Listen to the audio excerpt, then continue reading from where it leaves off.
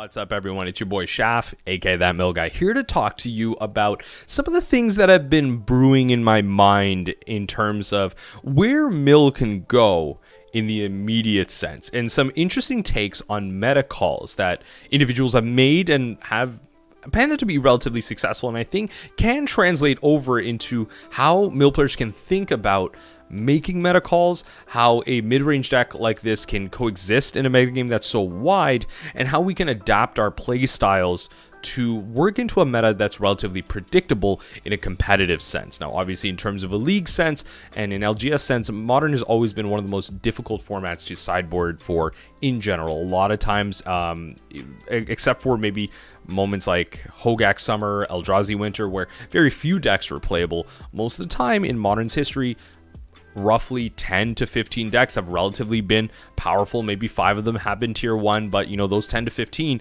all have an equal opportunity in the right place to win a tournament, win a challenge, whatever it might be, and be as equally powerful than every other deck in the format. And that's one of the most enjoyable things about Modern for a lot of people. And the reason I wanted to bring this up is a lot of formats like this can be hostile environments for decks like Control, decks like mid-range, Mill and Jund being in that mid-range section, and decks like Azorius Control, sometimes even 5-color Blink, and the Jeskai Control decks being the control strategy. So why are decks like this up at the upper echelon? Now, obviously, we can answer some of these questions with Jund and Mill specifically, and really the question then dawns on the control decks. How is a strategy where having the right answer at the right time, being able to see the top tables and the top results? And that's something I want to highlight, which can then lead into a 4th place finish from the Modern Challenge that just came up with some interesting deck choices. So moving forward here, I want to take a look at the Modern metagame. And again, as I was talking about Jund and Mill, the Mill decks are able to why is it doing this? The Mill decks are able to coexist with the metagame right now because of the obviously power of the deck just being able to go from 0 to 100 out of nowhere, thanks to cards like Archive Trap, having access to great payoffs like Crypt Incursions and Visions of Beyond, and really just powerful onboard threats like, well, the crabs. So that's Mill. We all know that we're all Mill players. The Jund decks obviously having access to classically powerful threats such as Thoughtseize and Tarmogoyf, now getting access to commonly Dragon's Rage Channeler, Ragavan, and of course the age-old Luros of the Dream Den partners. So those mid-range decks make sense, but a control deck having an answer at the right time. You always need the counterspell when you need the counterspell. You always need the correct removal for the correct threat. We see that homogenizing in terms of the cards being used with the advent of counterspell and prismatic ending. Now, cards like that have really allowed these lists to evolve with things like Chalice of the Void. Now, Chalice of the Void allows these decks to have that game 1 opener against decks like Jund that play so many 1-drops in the Ragavans and the Dragon's Rage Channeler, the Murktide Regents that play Ragavan, Dragon's Rage Channeler, Crashing Footfall is Blue Living End that play these 0 CMC creatures, that 0 CMC spells, that they cascade into. So these are powerful abilities that these decks have, and Control is able to play this suite by saying, I don't need 1-drops. I will then instead have an answer to anything that you want to do, and have cards that have relevancy at all points in the game. And something like that has kind of pushed Modern into a more interactive and grindier format, right? We see decks like Crashing Footfall sporting cards like Seasoned Pyromancer to help draw through and function through the late game. Amulet Titan obviously having stuff like Cavern of Souls to grind through and never really having a bad matchup. Yawgmoth just being able to play a Korda Calling, Collected Company style of mid-range long game, but also able to win out of nowhere if the right pieces are there.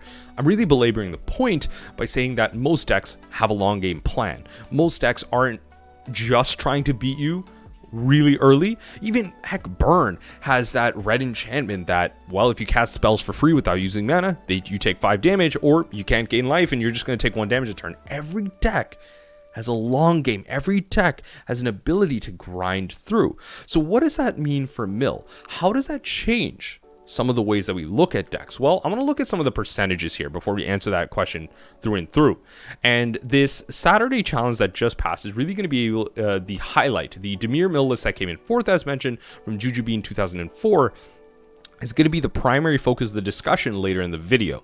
And the way I want to kind of meld this discussion is by looking at some of the percentages of cards that are being played. So in terms of, like, if you look at the top 32, obviously behind my camera screen, we're not able to see that properly just now, but we see things like, well, Murktide Regent being at the top echelon. This is 25% of the meta right now. Actually, if I just change this over right now, I just realized I can just flip my camera to this side.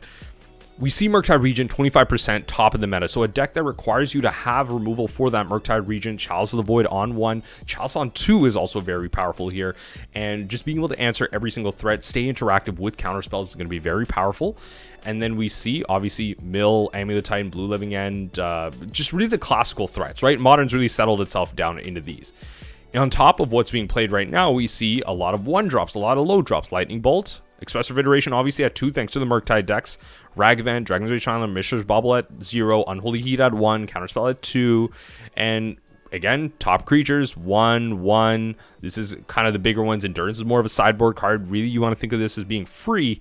And so we start seeing a lot of these spells that have a lot of power, can be interacted with actually relatively easily, especially with cards like Chalice of the Void and Counterspell. Now, if we kind of move forward into the next challenge, we then start to see some things slow down a bit. In the top 32, we see Blink at kind of 13%. And this is a style of strategy that generally is a little bit slower. You can kind of think of this as a mid-range control deck. A little bit of, there are some creature threats, more usual than often, but thanks to the fact that they play Yorion, there is a lot more room for card draw, interaction, and more kind of deck searching on top of the creatures that they're going to play as threats. So again, control deck. And we still see 5-color Omnath, another slower style of strategy. Crashing Footfalls, we know, is a deck that has a long game. So again, all of these decks that have alternative options, have alternative ways to win the game, we start seeing being very powerful in the meta. So if the meta is slowing down and isn't trying to beat us to a pulp from the get-go, what are some changes that we can make from a list? Now, this is from Juju Bean 2004, and admittedly, if we just kind of change our screen here, admittedly, I haven't been great in terms of the free time angle this week. So I haven't been able to really have a proper conversation with Juju, although they are on Twitter, they are now on the Mill Discord. They have mentioned that Winged Hussar, who's been a kind of very talented Mill player, has put up a lot of lists, 5-0s, challenge results. Maybe not so much recently, but is a very well-spoken and well-played Eternal player in general, Vintage Legacy, has applied themselves to provide some information to Juju as to how to approach this deck. And I would say, according to, again, what they said on Twitter, they've let me know that Winged is the really primary motivation behind a deck list like this. So I'm going to include both of their social medias down in the description box below. If you wanted to ask them your own questions on Twitter, on the Mill Discord, that'd be the best place to go. I'm really just providing some context here. But the big thing I want to show you is, guess what, folks? Surgical extractions are in the sideboard. And guess what? We see the long-awaited return of Mesmeric Orb. That's right. If we take a look at what this list is trying to do, it's trying to take advantage of the metagame slowing down. Now, obviously, we still have a lot of removal in the deck. We have the 4 Drowns, we have the 4 Fatal Pushes, so we are trying to cover the grounds of dealing with all the 1-drops and all the early pieces that we need to deal with. Especially the late game pieces, we have stuff like that in Drown of the Lock. We obviously still have an acceleration in Tasha's, but what's also interesting is on top of the Mesmeric Orbs, we are seeing cards like Counterspell being added into the suite. So extra pieces of interaction wins where even when we're ahead or even when we're behind, to stop them from running away with the game, we have these extra pieces of interaction that allow us to deal with anything and everything. And that's the power of something like Mill. We have the ability in these colors to play these powerful cards being blue based.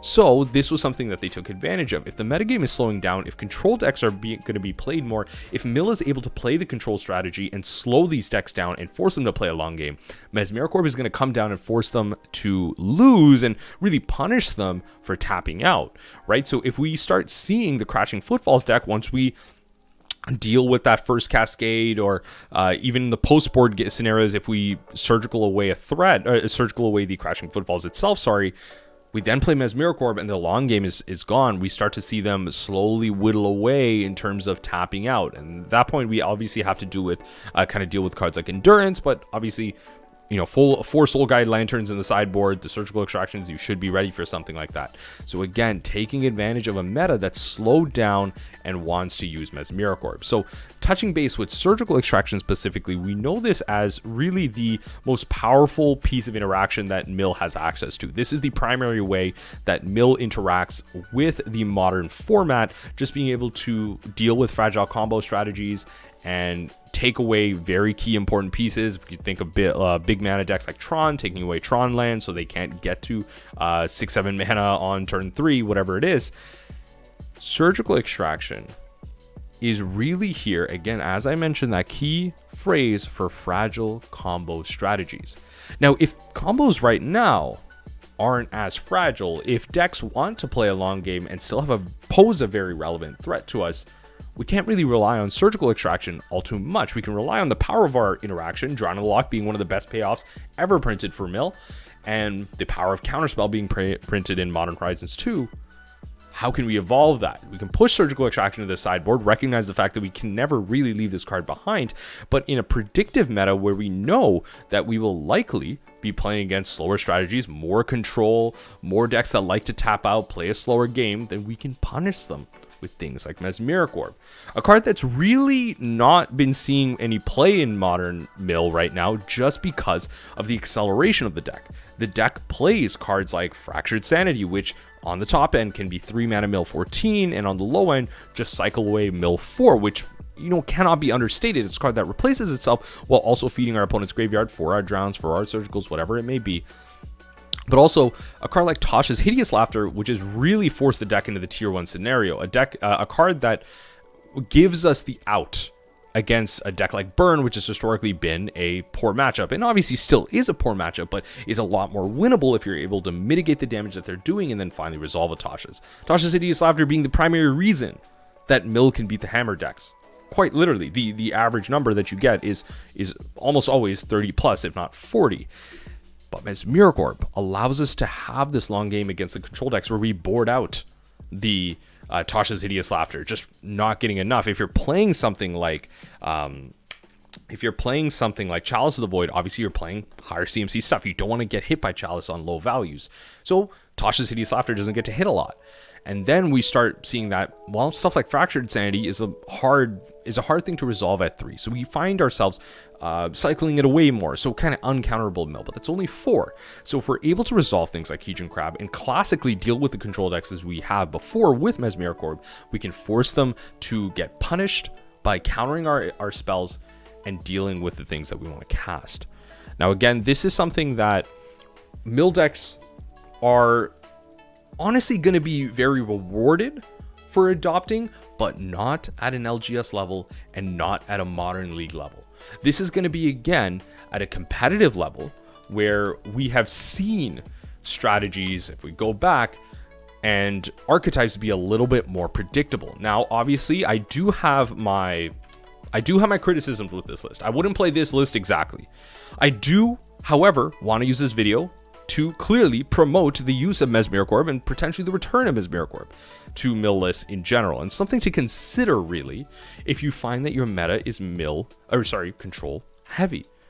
In a meta where, as I've said, you can predict things, there have been some dodging here. We see that Murktide Region is 25%. Obviously, Murktide Region is going to be a very hard, the Izzet Tempo decks in general are going to be a very hard strategy to beat if you don't have the Surgical Extraction available to you. Really, the only way that Mill has to deal with this strategy is surgically extract the Murktide Region and then mill them away, right? That's going to be our toughest threat. But if you're able to deal with the Murktide Region and you're playing that grind game with them, well, guess what? You have the removal and the answers for all their 1-drops.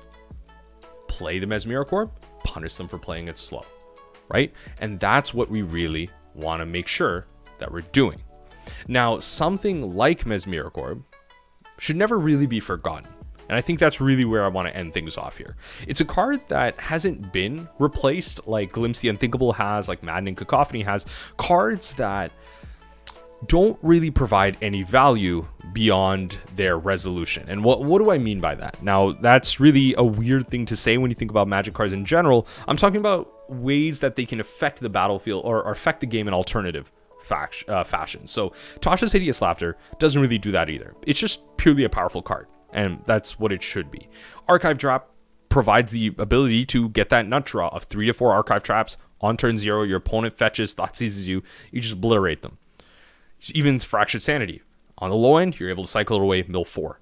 So we've seen the replacement of these traditional effects, but Mesmeric Orb is this card that also only just mills, but provides that duality. In the days of Cling to Dust, it allowed us to mill those cards over, find the cards that we needed out of our graveyard for value to outvalue our opponent with cards that take advantage. So again, the exiling of our graveyard to recast a card. Of course, in that same light, we had cards similar in Escape like Uro.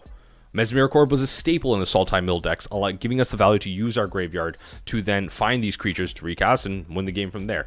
Right now, historically, the great plan is with Luros of the Dream Den, being able to mill over certain cards that we want to try and find, such as Soul Guide Lantern, to then cast on our opponent, exile their graveyard, and then the mill that we're getting off of Mesmeric Orb is just positive. You know, our opponent isn't tapping out just to forcibly mill with the Mesmeric Orb and find the Emrakul.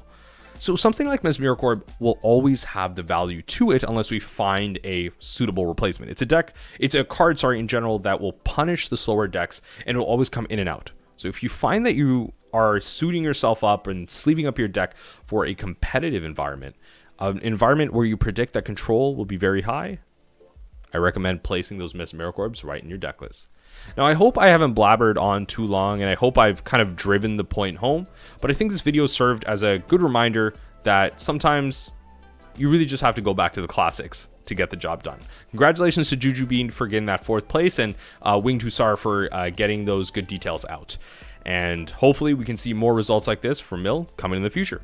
That'll be it from me. Remember that even the impossible is possible, and as we ponder that thought, I hope you'll join me next time as you take a glimpse into the unthinkable.